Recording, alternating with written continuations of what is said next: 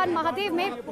वो, लेकिन 2013 में जिस वक्त आपदा आई थी उस वक्त भी प्रधानमंत्री नरेंद्र मोदी ने, क्योंकि वो गुजरात के मुख्यमंत्री थे, गुजरात रिलीफ फंड से जो है उन्होंने यहाँ के लोगों के लिए जो है पेशकश की थी। उन्होंने जो है ये किया था कि देखिए रिलीफ जो है यहाँ के लोगों को मिल सके, इसके लिए फंड बाकायदा एकत्रित किया था। इतना ही नहीं, यहाँ के लोगों को दिया भी था। आप ऐसे में समझिए, उस वक्त का आपको एक वाक्य बताती हूँ कि देखिए केंद्र में कांग्रेस की सरकार थी, उत्तराखंड में भी कांग्रेस की सरकार थी, और ऐसे में तालमेल जो है वो नहीं बैठ पा रहा था। ये प्रधानमंत्री नरेंद्र मोदी की तरफ से एक मुख्यमंत्री के तौर पर कहा गया कि देखिए हम चाहते हैं कि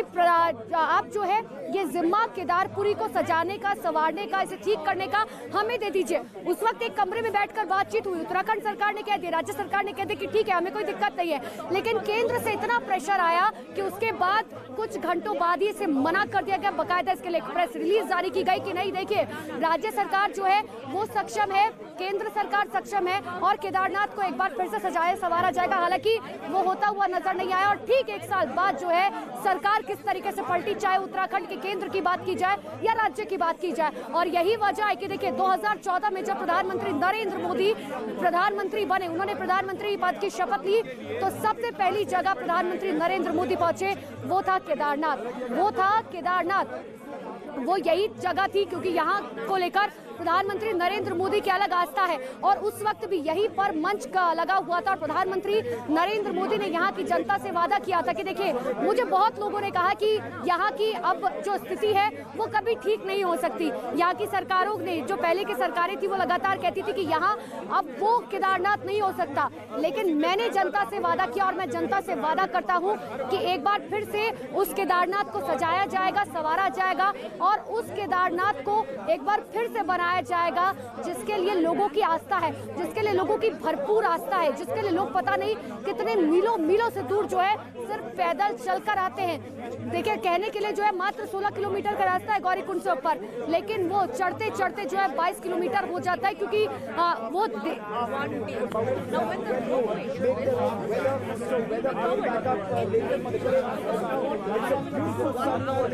तो एक तस्वीर मैं आपको लगातार दिखा रही हूँ। केदारनाथ की भूमि से जैसे ही प्रधानमंत्री नरेंद्र मोदी की पहली झलक दिखेगी मैं सबसे पहले आपको दिखाऊंगी, लेकिन सबसे पहले अब आपको ले चलते हैं बद्रीनाथ, जहां पर मेरी सहयोगी ऋतिका बनी हुई है, वो भी आपको तस्वीर दिखाएंगी। Ritika, over to you.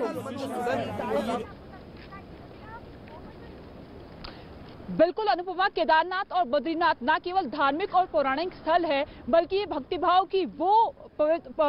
की वो भावना है जो कि हर किसी के भक्तों के जहन में दिखाई देती है। प्रधानमंत्री नरेंद्र मोदी का कार्यक्रम अब शुरू हो गया है क्योंकि प्रधानमंत्री नरेंद्र मोदी का चॉपर, आपने देखा अनुपमा, तस्वीरें आप तक पहुंचा रही थी कि चॉपर वहां पर पहुंच चुका है और उसके बाद फिर केदारनाथ मंदिर में जाकर पूजा अर्चना करते हुए नजर आएंगे। लेकिन इसके साथ ही बद्रीनाथ धाम, जो कि प्रधानमंत्री नरेंद्र मोदी का दूसरा पड़ाव होने वाला है, यहीं पर बद्री विशाल की वो पूजा अर्चना करेंगे प्रधानमंत्री नरेंद्र मोदी। हालांकि साकेत चौक से बद्रीनाथ मंदिर जो है वो सड़क के जरिए जाएंगे, रास्ते पर चलेंगे, जिसे आस्था पथ का नाम दिया गया है। बद्री विशाल मंदिर जिसकी स्थापना आदि शंकराचार्य ने की थी 8वीं सदी में और उसके बाद लगातार बद्रीनाथ धाम को लेकर जो आस्था लोगों की दिखाई देती है वो देखते ही बनती हुई नजर आती है। प्रधानमंत्री नरेंद्र मोदी जब पहली बार 2019 में, क्योंकि उस वक्त उनके संसदीय क्षेत्र का चुनाव भी हो रहा था, जब चुनाव एक तरफ हो रहा था तो दूसरी तरफ यहीं पर बद्री विशाल के दर्शन करने के लिए यहाँ पर प्रधानमंत्री नरेंद्र मोदी पहुंचे थे। और देखिए ठंड बहुत ज्यादा है, लगातार तापमान में गिरावट देखने को मिल रही है, इसलिए हमारा बोल पाना भी बहुत मुश्किल हो रहा है। लेकिन लोगों की आस्था, लोगों की भावना इस कदर यहाँ पर रम चुकी है कि इस बढ़ती ठंड का असर यहाँ पर लोगों को नजर नहीं आ रहा है। ऐसे में अब जब प्रधानमंत्री नरेंद्र मोदी केदारनाथ घाटी पहुंच चुके हैं तो ऐसे में दर्शन करने के बाद सीधे बद्रीनाथ धाम पहुंचेंगे, यहाँ पर बद्री विशाल के दर्शन करेंगे और उसके बाद फिर माणा गांव जाएंगे। जो तीसरा पड़ाव जो प्रधानमंत्री नरेंद्र मोदी का होने वाला है वो माणा गांव में होने वाला है, जो कि भारत का आखिरी गांव है जो कि तिब्बत की सीमा पर लगता है। इस बद्रीनाथ मंदिर को लेकर कहा जाए तो पौराणिक कथाओं में इस बात का जिक्र है कि ये बद्रीनाथ मंदिर जो है वो भगवान विष्णु और मां पार्वती का निवास हुआ करता था, लेकिन ये पूरा मंदिर जो कि अब भगवान विष्णु को समर्पित है वो इस लिहाज से है क्योंकि भगवान विष्णु जो कि तपस्या करना चाहते थे वो दिखा रहे हैं। जहाँ पर देखिए मैंने जैसा आपको बताया था कि पहले प्रधानमंत्री नरेंद्र मोदी की जो सिक्योरिटी है वो आती है, वो पूरा मुआयना करती है और उसके बाद प्रधानमंत्री नरेंद्र मोदी का हेलीकॉप्टर जो है वो यहाँ पर पहुंचता है। और देखिए अभी भी मैं ये नहीं कह सकती हूँ कि ये प्रधानमंत्री प्रधानमंत्री नरेंद्र मोदी का हेलीकॉप्टर है। MiG-17 विमान, तीनों MiG-17 एक जैसे होते हैं, सिक्योरिटी प्रोटोकॉल की वजह से इन्हें एक जैसा रखा जाता है। लेकिन शायद हो सकता है कि इसी में से हमें प्रधानमंत्री नरेंद्र मोदी जो है वो निकले, लेकिन अब से कुछ ही देर बाद हमें पता चलेगा। लेकिन देखिए, प्रधानमंत्री नरेंद्र मोदी जब जब केदारनाथ आते हैं तब तब वो यहाँ पर केदारनाथ की जनता को करोड़ों की सौगात देकर जाते हैं, और आज भी जो है करोड़ों की सौगात प्रधानमंत्री नरेंद्र मोदी को जो है वो देकर जाने वाले। लेकिन देखिए, लोग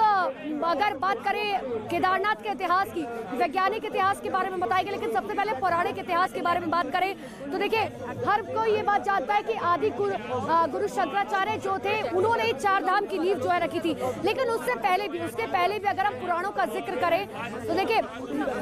जिस तरीके से पांडवों के ऊपर इस बात का आरोप था कि देखिए उनको जो है नर्क में जाना पड़ेगा, क्योंकि उनके भाई का वध जिस तरीके से उन्होंने किया था उस चीज को लेकर उन्हें बहुत डर था। और यही कहा जाता है कि भगवान शिव को ढूंढते हुए इन्हीं केदार की चोटियों में जो है पांडव जितने भाई थे वो यहाँ पर पहुंचे थे, जो बच गए थे। और ऐसे में भगवान शिव जो है उनसे बहुत ज्यादा गुस्सा थे कि वो नहीं मिलना चाहते थे, क्योंकि उनके ऊपर भातृवध का जो है वो आरोप था, और इसीलिए जो है वो उनसे मिलना नहीं चाहते थे। लेकिन अब जब पांडव यहाँ पहुंच गए थे चोटियों